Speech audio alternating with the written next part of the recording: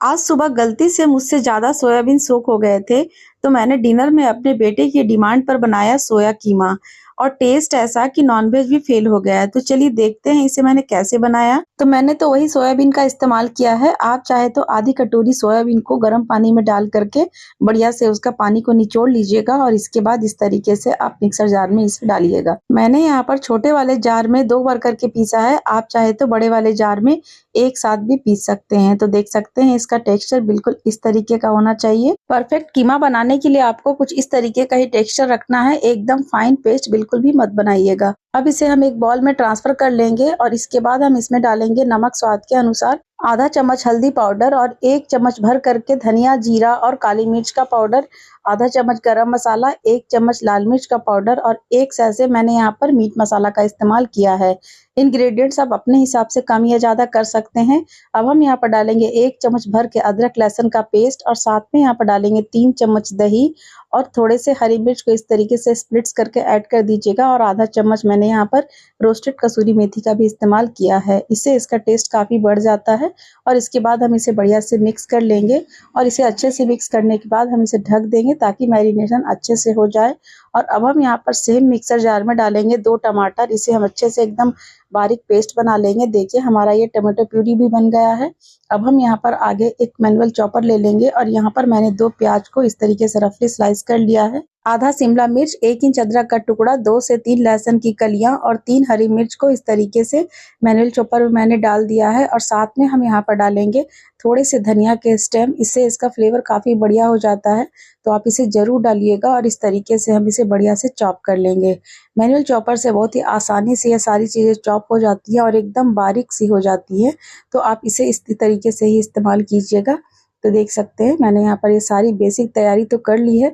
अब चलिए चलते हैं गैस की तरफ। तो मैंने यहाँ पर पैन में 2 से 3 टेबलस्पून सरसों का तेल ले लिया है और तेल जब गर्म हो जाए तब हम इसमें डालेंगे आधा चम्मच जीरा। जीरा जब बढ़िया से चटक जाए तब हम यहाँ पर डालेंगे चॉप किया हुआ प्याज, शिमला मिर्च, अदरक, लहसुन और मिर्च और इसे अच्छे से हम थोड़ी देर के लिए भून लेंगे। और इसे हमें तब तक भूनना है जब तक इस तरीके का कलर ना आ जाए। तो देख सकते हैं बढ़िया कलर आ गया है प्याज में। अब हम इसमें डालेंगे टमाटर का पेस्ट, जिसे मैंने तैयार करके पहले ही रख लिया था और जार में थोड़ा सा पानी डाल करके उसे भी इसमें ऐड कर देंगे और थोड़ा सा नमक डालेंगे और इसके बाद इसे बढ़िया से मिक्स कर लेंगे। ध्यान रहे नमक का इस्तेमाल मैंने सोयाबीन के मैरिनेशन में भी किया है, तो उसी हिसाब से आप यहाँ पर नमक का इस्तेमाल कीजिएगा।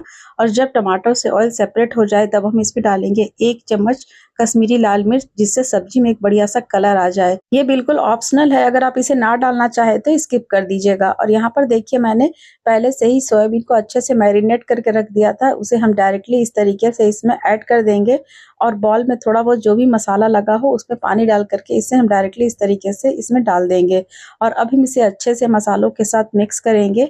यहाँ पर मैंने सोयाबीन में अदरक लहसुन का पेस्ट का भी इस्तेमाल किया था, तो इसे भी हमें 2 से 3 मिनट तक अच्छे से भूनना है ताकि अदरक लहसुन का कच्चापन भी बढ़िया से निकल जाए और सब्जी में एक बढ़िया सा कलर भी आ जाए। तो देख सकते हैं कितना बढ़िया कलर आया है। अब हम इसमें डालेंगे 1 कप के करीब पानी। पानी का इस्तेमाल आप यहाँ पर बहुत ज़्यादा मत कीजिएगा क्योंकि कीमा हमेशा लटपट सी बन के तैयार होती है। तो देख सकते हैं मैंने पानी डाल करके इन सबको बढ़िया से इस तरीके से मिक्स कर लिया है ताकि सारा अच्छे से मिक्स हो जाए। तो देख सकते हैं सारी चीजें बढ़िया से लिट पिट सी गई है और इसे हम ढक करके 2 से 3 मिनट तक पकाएंगे। यहाँ पर गैस का फ्लेम को आप लो पे रख दीजिएगा और लो फ्लेम पे हम इसे ढक करके 2 से 3 मिनट तक पकाएंगे। 2 से 3 मिनट के बाद जब आप इसे चेक करेंगे तो यहाँ पर आप देख सकते हैं सब्जी कितनी बढ़िया सी लटपट बन करके तैयार हो गई है और इसका कलर भी कितना बढ़िया आया है। और लास्ट में हम यहाँ पर डालेंगे हरा धनिया और थोड़े से अदरक के जुलियंस और स्प्लिट्स किए हुए आपको यहाँ पर हरी मिर्च डालना है। अगर आपको हरी मिर्च पसंद ज्यादा ना हो तो यहाँ पर इसे स्किप कर दीजिएगा, लेकिन अदरक के जुलियंस आप यहाँ पर जरूर डालिएगा। और अब फाइनली आप इसका कलर और इसका टेक्सचर देख सकते हैं कितना बढ़िया आया है। मैं आपको पास से भी दिखाती हूँ, देखिए। और मैं आपको सच बता रही हूँ, अगर आप इसे एक बार ट्राई कर लेंगे ना तो इसके आगे नॉनवेज भी फेल है। ये इतनी ज्यादा टेस्टी बन करके तैयार हुई थी। अब हम इसे 5 मिनट के लिए ढक देंगे ताकि सब्जी बढ़िया से सेट हो जाए और 5 मिनट के बाद आप देख सकते हैं सब्जी का कलर और टेक्सचर। तो जब इतनी अच्छी सब्जी बनी है तो चलिए इसे हम प्लेटिंग करते हैं एक नए अंदाज में। तो देख सकते हैं हमारी सोयाबीन कीमा बन करके तैयार हो गई है। इसे आप गर्मा गर्म रोटी के साथ या फिर पाव के साथ भी इसे सर्व कर सकते हैं। आप सोयाबीन कीमा किसके साथ खाना पसंद करते हैं मुझे कमेंट करके जरूर बताइएगा। और अगर आपको मेरी आज की ये वीडियो पसंद आई हो तो वीडियो को लाइक और चैनल को सब्सक्राइब जरूर कर दीजिए। कीजिएगा। मिलती हूँ नेक्स्ट वीडियो में, तब तक के लिए बाय बाय।